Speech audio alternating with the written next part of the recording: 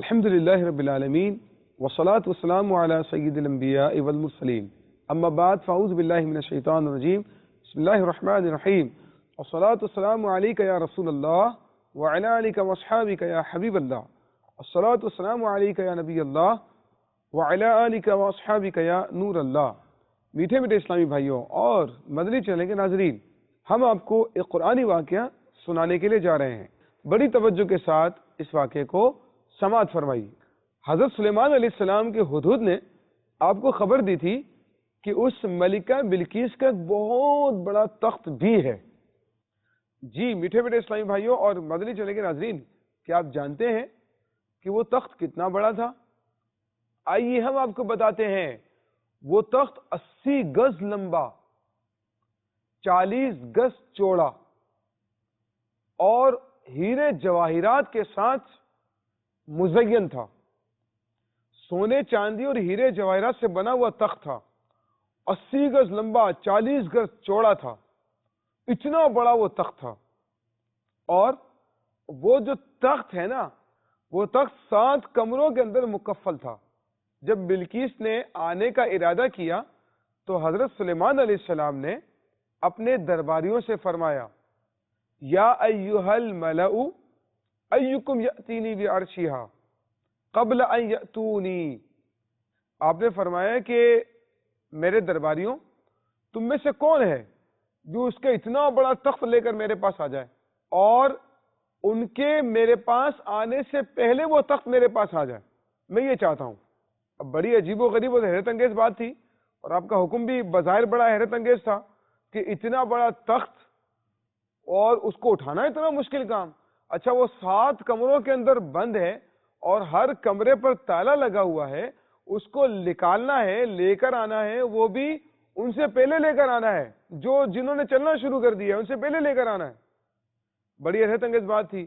قال عفریت من الجن، قرآن کہتا ہے کہ ایک جن نے کہا، قال عفریت من الجن، ایک جن کہنے لگا کہ انا آتیک بہ، ایک جن کہنے لگا کہ میں آپ کے پاس وہ تخت لا سکتا ہوں قبل ان تقوم من مقامک، یا نبی اللہ، آپ کے اپنے دربار کو برخاست کرنے سے پہلے، آپ کے اپنی مجلس کو ختم کرنے سے پہلے میں آپ کے پاس وہ تخت لا سکتا ہوں۔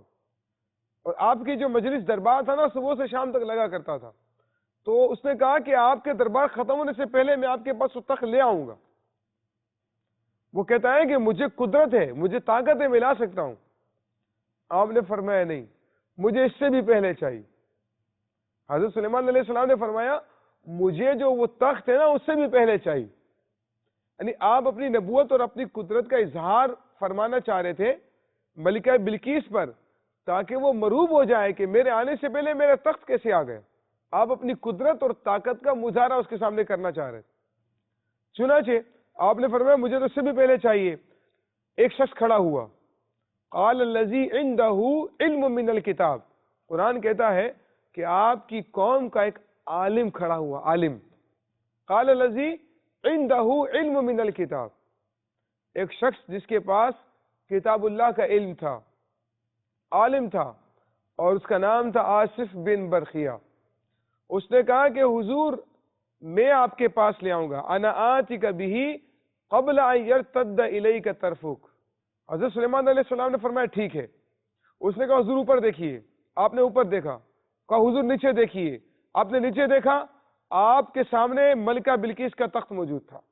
میٹھے میٹھے اسلامی بھائیوں اور مدنی چینل کے ناظرین، وہ جو آصف بن برقیہ تھے نا، اللہ تعالیٰ کے ولی تھے، عالم تھے، اور آپ کو اللہ تعالیٰ نے یہ قدرت دی تھی کہ آپ ایک لمحے کے اندر اندر اس ملکہ بلقیس کا تخت لا کر آپ نے حضرت سلیمان علیہ السلام کے سامنے پیش کر دیا۔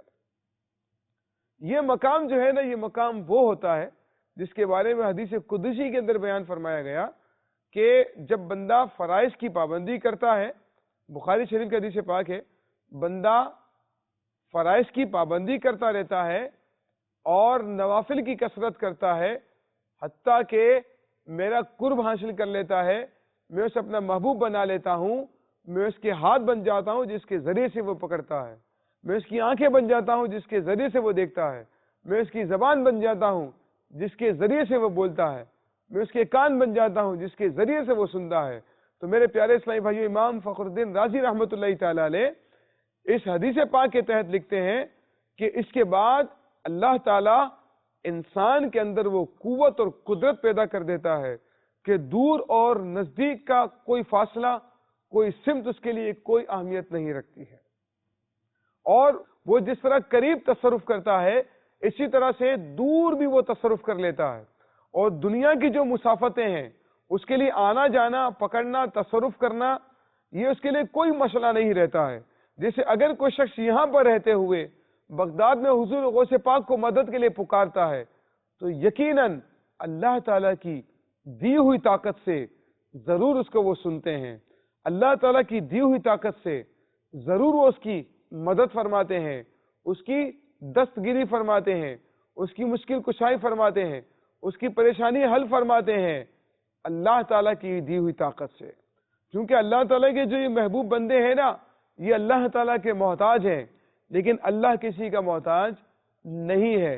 اور قرآنی واقعے سے ہمیں پتہ چل رہا ہے کہ جب بندہ اللہ تعالیٰ کی ولایت حاصل کر لے، اللہ تعالیٰ کا قرب حاصل کر لے، عالم ہو، اللہ تعالیٰ کا مقبول بن جائے، تو اللہ تعالیٰ اس کے لیے سمتوں کو گھٹا دیتا ہے، مسافتوں کو گھٹا دیتا ہے، فاصلوں کو گھٹا دیتا ہے، اور اللہ تعالیٰ ان کو وہ قوت اور تصرف عطا فرماتا ہے کہ نہ صرف وہ دور سے سن بھی سکتے ہیں بلکہ وہاں پر تصرف بھی کر سکتے ہیں۔ جیسے کہ فاروق اعظم رضی اللہ تعالیٰ عنہ نے حضرت ساریہ رضی اللہ تعالیٰ عنہ کو ندا دی تھی، یا ساریۃ الجبل، آپ نے فرمایا تھا کہ اے ساریہ پہاڑ کے پیچھے آ جاؤ، پہاڑ کے پیچھے آ جاؤ۔ آپ کی آواز وہاں پہنچی اور حضرت ساریہ نے آپ کی آواز کو سنا بھی تھا۔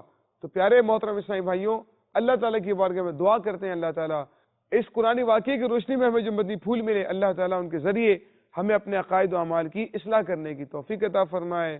آمین بجاہ نبی الامین صلی اللہ علیہ وسلم۔ صلو علی الحبیب صلی اللہ تعالی علی محمد صلی اللہ علیہ وسلم۔